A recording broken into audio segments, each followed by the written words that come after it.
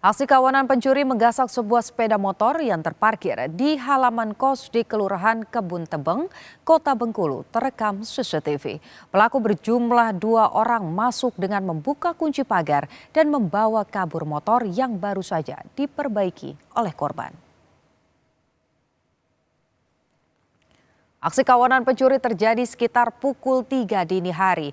Mulanya pelaku masuk dengan cara membuka pagar yang sudah dikunci.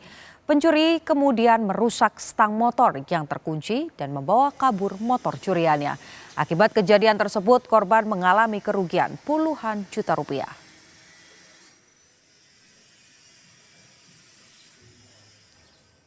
Jam 3 subuh tuh baru masuk ini bang, masuk kosan. Baru masuk kosan. Tidur posisi bang, waktu kejadian? Tidur pas main HP bang. Rencana tuh nak dimasuki motor tuh. Oh, biasa dimasukkan ya. Kadang di luar tuh lah, kadang dimasuki. Karena aman baik lah. Kalau ada CCTV itu kan, gerbang tuh dikunci gitu.